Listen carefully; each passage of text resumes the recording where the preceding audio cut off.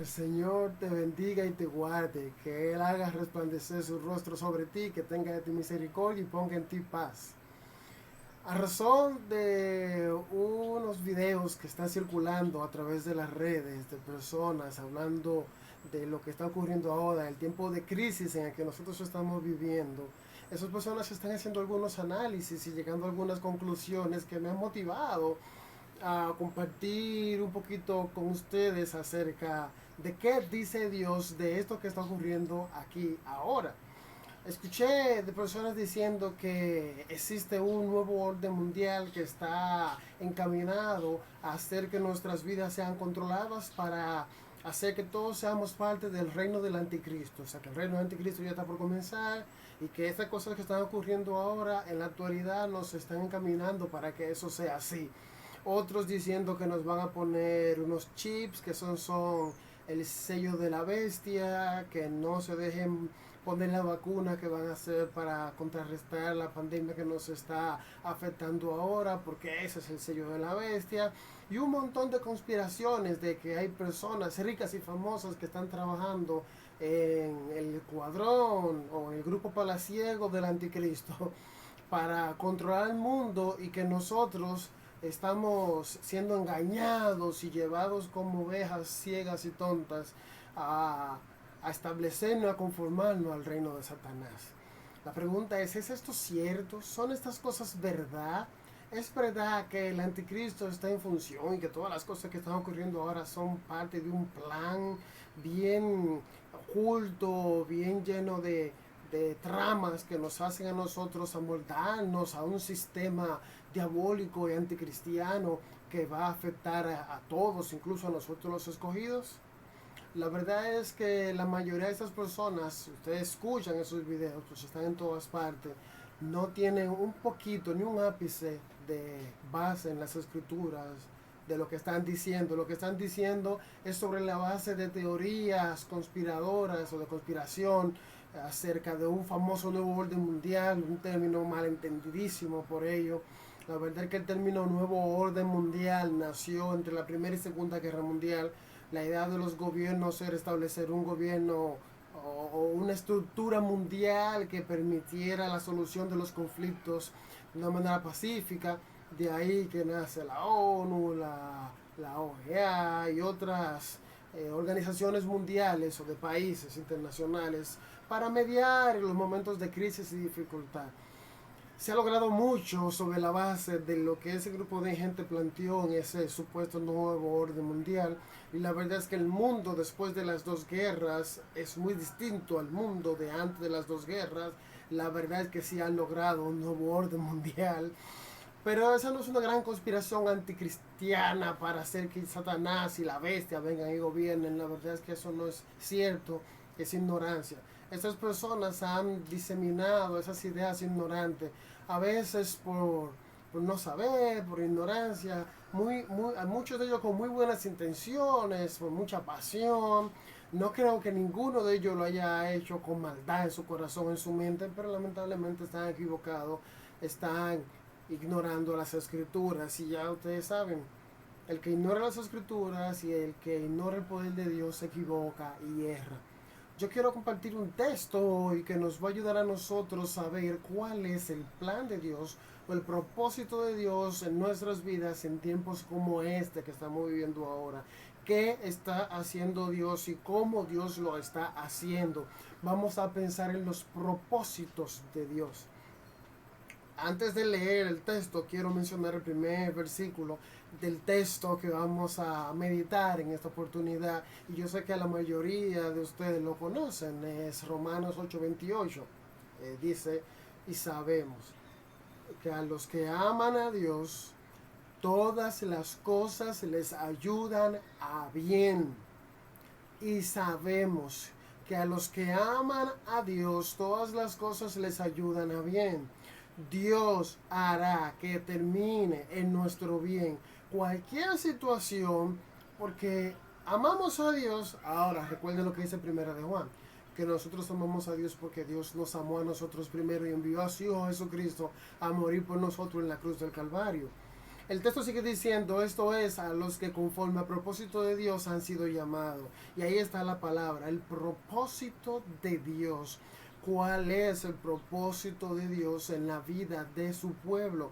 Cómo Dios está trabajando a favor de su pueblo y cómo nosotros podemos ver ese trabajo de Dios en medio de esas situaciones en las que estamos viviendo. Ese mismo texto, a partir del verso 28 en adelante, nos enseña qué es lo que Dios está haciendo, cuáles son los propósitos de Dios. Este texto de Romanos capítulo 8, en el verso 30, nos hace pensar en el pasado eterno de Dios, o la eternidad pasada, en el pasado de nuestra salvación y también en nuestro futuro. Dice el versículo 30 de Romanos capítulo 8, y a los que predestinó, a estos también llamó, y a los que llamó, a estos también justificó, y a los que justificó, a estos también glorificó. Entonces sabemos que a los que aman a Dios todas las cosas les ayudan a bien. Esto es, a los que conforme al propósito de Dios son llamados. Los que conforme al propósito de Dios somos llamados, estos somos tú y yo. A estos que Dios conoció de antemano, dice el verso 29, el Señor nos predestinó para que fuésemos hechos conforme a la imagen de su Hijo, nuestro Señor y Salvador Jesucristo. Y aquí comienza a hablar de la eternidad pasada. En el pasado, antes de crearlo todo, Dios tuvo un conocimiento para salvación tuyo y mío. Dios pensó en ti, Dios pensó en mí como pueblo de Él. Y lo que hizo fue, en ese conocimiento de amor y de relación contigo y conmigo, Dios nos predestinó, nos escogió para que nosotros seamos parte de su pueblo, para que seamos pueblo de Dios, para que seamos sus hijos, para que seamos hermanos adoptados de nuestro Señor y Salvador Jesucristo, que también es nuestro Dios, el que vendría a la cruz del Calvario a morir por ti y por mí. Nosotros, desde antes de la fundación del mundo, estamos en la mente de Dios. Dios pensó en ti, Dios pensó en mí antes de la fundación del mundo, y Él comenzó su propósito en nuestra vida con la predestinación. Dios nos eligió, te predestinó. Porque Él te predestinó, entonces viene el trabajo de Dios, el Espíritu Santo. El Espíritu Santo nos llamó. El mismo verso 30 dice que a los que predestinó también llamó. Y ese llamado hace referencia al día en que el Espíritu Santo habló a tu mente, habló a tu corazón, te habló a tu vida por medio de la predicación del mensaje del Evangelio. Tú escuchaste el mensaje del Evangelio, te hizo sentido, tocó todo tu ser, y ese día entonces usted se arrepintió porque le dolió su pecado y usted se convirtió en una nueva criatura gracias a la obra de Cristo en la cruz. Entonces ese es el pasado tuyo, mío, el pasado de cada uno de los que somos parte del pueblo de Dios, cada una de esas piedras vivas que Dios ha predestinado. Hubo un momento en el que Dios nos llamó, porque es así, Dios nos va a llamar. Y cuando nos llamó, nosotros escuchamos y respondimos con arrepentimiento y fe. Arrepentimiento y fe es la respuesta al llamado de Dios. ¿Cuál es la consecuencia de nuestro arrepentimiento por nuestros pecados y fe o confianza en la obra de nuestro Señor y Salvador Jesús en la cruz del Calvario? El mismo verso 30 dice, a los que llamó, a esos también justificó. Nuestro Señor y Salvador Jesús nos declara justo. Justificados pues somos nosotros por la fe en nuestro Señor y Salvador Jesús, por la fe en su obra en la cruz del Calvario, por confiar en que Jesús toma mi pecado, toma mi maldad, toma mis pensamientos pecaminosos, mis sentimientos pecaminosos, mis palabras y mis acciones pecaminosas, y las clava en la cruz del Calvario con Él. Y cuando Él muere, mata eso y paga la deuda que tenía yo con Dios, la deuda que tenías tú con Dios, y entonces en ese momento nos declara justo, porque pone en nuestras vidas la justicia de Dios, la justicia que Él había vivido y había mostrado al mundo. Ese vivir que Dios aprueba, Jesús puso eso en ti y en mí, en esa cruz del Calvario, haciéndonos justos. Y cuando nosotros entonces por fe confiamos en ese sacrificio, Dios pone en nuestras vidas entonces esa justificación que viene por la fe. Justificados por la fe, entonces nosotros comenzamos a experimentar paz y relación con Dios. Así que el Padre, antes de fundar el mundo, nos predestinó. El Espíritu, el día de nuestra salvación, nos llamó y nos convenció de pecado, justicia y juicio. El Hijo, cuando nosotros confiamos en su sacrificio, el sacrificio que Él hizo en la cruz del Calvario, muriendo por nosotros y resucitando, nos declara justos a nosotros por la fe. ¿Qué es lo próximo que viene? Dice el versículo 30. A los que predestinó, llamó. A los que llamó, justificó. A los que justificó, a estos también glorificó. ¿Qué es la glorificación? Si recuerdan la parábola del trigo y la cizaña, nuestro Señor y Salvador Jesús habla del reino y dice que hay trigo y cizaña creciendo juntos, pero cuando llegue el fin del siglo, el final, a lo que ahora se le llama el fin del mundo, de lo que toda la gente está hablando ahora, cuando llegue ese momento, nuestro Dios va a mandar a sus ángeles a recoger a todas las personas y a separar el trigo, que son aquellos que son hijos del maligno, hijos de Satanás, a la cizaña, que son los hijos del maligno y de Satanás, a separarlo del trigo, que son los hijos de la luz, los hijos de Dios, los que han nacido de nuevo por haber escuchado el llamado del Espíritu Santo, los que se han arrepentido y convertido y han recibido entonces por fe la justificación de nuestro Señor y Salvador Jesucristo. A nosotros, dice el texto, que nosotros seremos guardados y llevados ante Dios, y Jesús termina que los justos resplandecerán como el sol. Nosotros vamos a brillar. Y esa palabra brillo es la palabra doxa, que nosotros traducimos en español gloria. Nosotros vamos a estar en gloria o a brillar con nuestro Señor, porque le veremos tal y cual como Él es. Entonces seremos como Él, tendremos la gloria que Él nos va a regalar a nosotros, por también una extensión de su amor y el sacrificio que Él hizo en la cruz del Calvario. Entonces, el texto enseña que Dios nos predestinó cuando ni siquiera habíamos nacido, que Dios nos llamó cuando nosotros estábamos muertos en nuestros delitos y pecados, y todo eso fue por amor, que el Hijo murió en la cruz del Calvario para que nosotros, los que habíamos sido predestinados y seríamos llamados, pudiésemos ser justificados y así salvados, porque también nosotros seremos glorificados o reinaremos en gloria cuando estemos en gloria en presencia de nuestro Redentor. Ahora, una cosa interesante es que Romanos capítulo 8 versículo 30 dice: a los que justificó, a estos también glorificó. Pero ¿cómo es que glorificó si nosotros todavía no estamos en gloria aquí ahora? Es que la glorificación fue ganada por nuestro Señor en la cruz, y es tan segura que nuestro Señor puede hablar de ella como algo pasado. Eso es una seguridad en tu vida. Eso es algo que vendrá. De manera que la obra y el trabajo de Dios con su pueblo, los propósitos de Dios en favor de su pueblo, de ti y de mí, que hemos escuchado el llamado de Dios, recibido ese sacrificio por fe después de habernos arrepentido, esta obra termina en darnos gloria y es segura. Si tú puedes testificar que Dios ha venido a tu vida, que Él te ha llamado, que Él ha cambiado tu ser, que te ha hecho vivir en fe, por fe y para la gloria de Dios, que en tus acciones eso se ve, entonces tú eres un salvado, tú eres un justificado, tú eres un glorificado seguro. Esa glorificación viene para ti. Así que nosotros estamos seguros. Nosotros estamos seguros, tenemos una seguridad inmensa por la obra de Dios en favor tuyo y mío, por los propósitos de Él que Él ya ha planificado, ha obrado y nos ha dejado nosotros ver. Por lo tanto, no hay razón de tener miedo al fin del siglo, porque nosotros tenemos a Cristo en nuestras vidas, somos ya justificados, y el que es justificado será glorificado.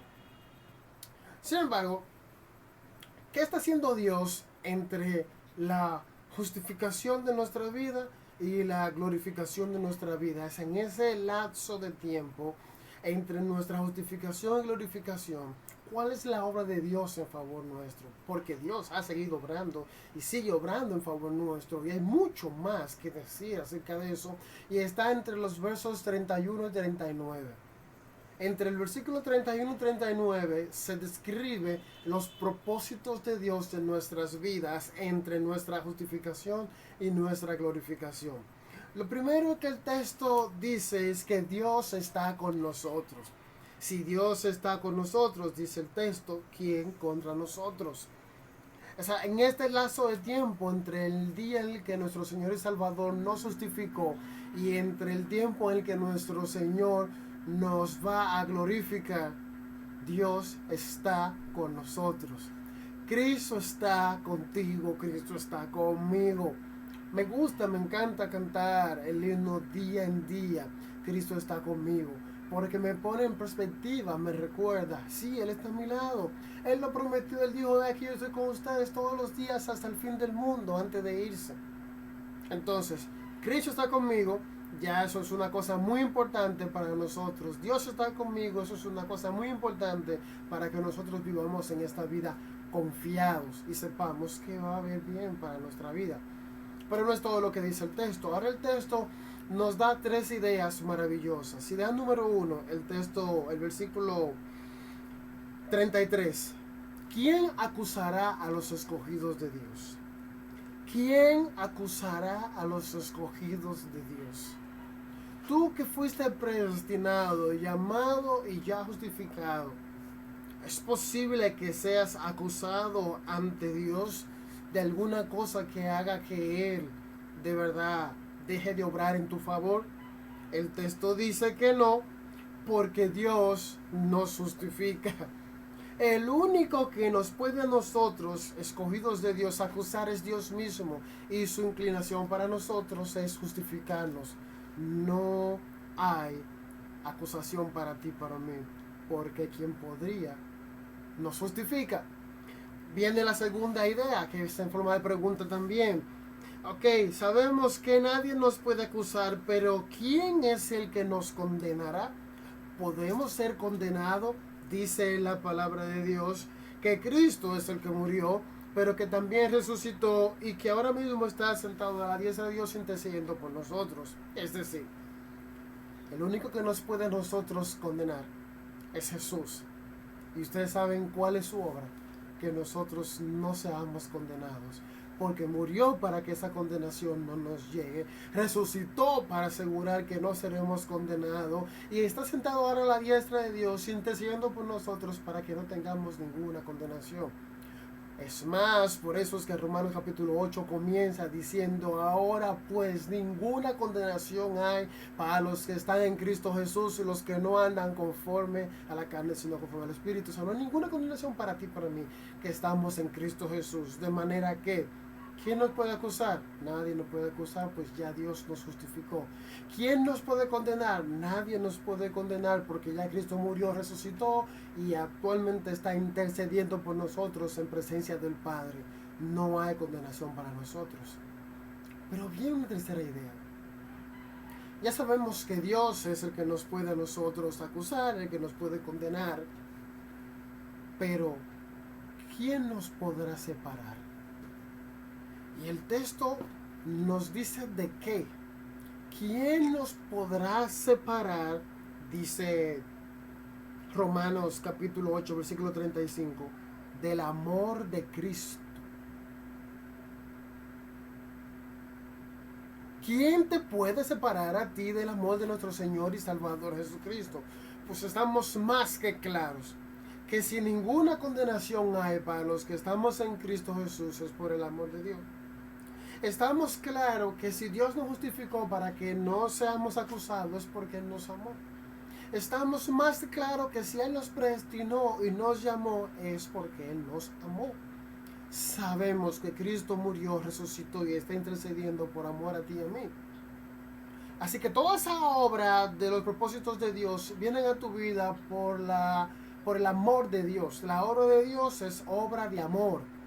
¿Nos puede separar algo o a alguien de ese amor? ¿Podemos nosotros ser separados del amor de Dios? Entonces viene la respuesta más maravillosa que tiene las Escrituras. Dice, versículo 37, antes bien somos más que vencedores por medio de aquel que nos amó. Dice el verso 39, ninguna cosa nos podrá separar del amor de Dios. Es imposible que nosotros seamos separados del amor de Dios. No podemos ser separados del amor de Cristo bajo ninguna circunstancia ni ninguna cosa. ¿Estás seguro? La pregunta que nos llega, ¿estás seguro de que nada nos puede separar del amor de Cristo? ¿Estás tú seguro? Mira los ejemplos que pone el mismo texto. Versículo 35. ¿Quién nos separará del amor de Cristo? ¿Tribulación? ¿O angustia? ¿O persecución? ¿O hambre? ¿O desnudez? ¿O peligro? ¿O espada? ¿Pandemia? ¿Nuevo orden mundial? ¿Un chip? ¿Nos pueden separar esas cosas del amor de Cristo? El texto dice en el verso 38, por lo cual estoy seguro de que ni la vida, ni la muerte, ni la vida, ni ángeles, ni principados, ni potestades, ni lo presente, ni lo porvenir, ni lo alto, ni lo profundo, ni ninguna otra cosa creada nos podrá separar del amor de Dios que es en Cristo Jesús, Señor nuestro. Nada. Nada. Así que si hay una cosa que nosotros podemos poner en nuestra mente y en nuestro corazón, es seguridad. Usted quiere ver una persona corriendo peligro, que rechace la obra de salvación de nuestro Señor y Salvador Jesús. Usted quiere ver a una persona a salvo, que acepte por fe la obra de amor de nuestro Señor y Salvador Jesús. Lo que le va a dar seguridad a tu vida no es dejar de ponerte una vacuna, no es dejar de ponerte un chip, no es evitar que te hagan parte de un nuevo orden. Lo que va a asegurar tu vida, lo que va a asegurar que tú serás glorificado al fin del siglo. Cuando llegue el fin del siglo, tú vas a brillar y a resplandecer como el sol. Solamente si nuestro Señor y Salvador Jesús es parte de tu vida, si tú te arrepientes de tu maldad, de tu pecado que ofende a Dios, y tú aceptas por fe la salvación, la justicia que da nuestro Señor y Salvador Jesucristo. Dile a Cristo, sí Señor, ven a mi vida. Yo acepto por fe tu sacrificio en mi favor.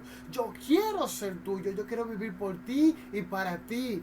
No hay ninguna cosa que te pueda salvar, que te pueda asegurar. Ustedes pueden esconderse en un domo bajo tierra, hecho de plomo, con comida, y esa cosa no te va a glorificar. No vas a ser un salvado, eso no te va a ayudar. Así que la pregunta no es si es verdad que estas conspiraciones nos están llevando a un nuevo orden mundial. La pregunta debe ser, ¿cómo yo puedo encontrar seguridad en Dios? De manera que pase lo que pase, tribulación, angustia, hambre, desnudez, pandemia, espada, nada de eso me separe del amor de Cristo y me permita a mí ser un justificado que será glorificado. Dile a Cristo que venga a tu vida. Acepta a Jesús en tu vida y en tu corazón, y Él va a darte a ti seguridad. Lamentablemente, cuando tú escuchas a esos cristianos que por ignorancia y con buenas intenciones, pero con error, te llegan a tu vida, a tu mente, y te angustian, te estresan y te asustan, esta gente te está llevando a ti a una naturaleza, a un nivel constantemente distinto al que Dios quiere que tú experimentes. Pues el mismo Jesús es el que dijo, no se angustien, no se turbe su corazón, no tengan miedo, no se afanen. De manera que, mis hermanos, nuestra vida debe ser una vida de tranquilidad, de bonanza, de fe, porque nosotros sabemos que el que comenzó la buena obra en nosotros la va a completar. Vive con confianza, vive con tranquilidad, cumple todo lo que dice la palabra, O sea, la Biblia no va a contradecirse ella misma una con la otra. De manera que si la Escritura dice que respeta las autoridades, usted sabe qué tiene que hacer. Respeta las autoridades, sométase y cumpla.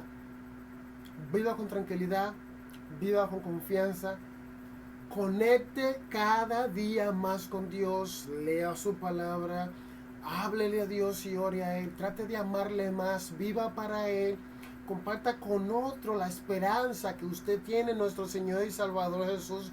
No hay mejor momento para compartir el mensaje del Evangelio que el momento de crisis y de angustia.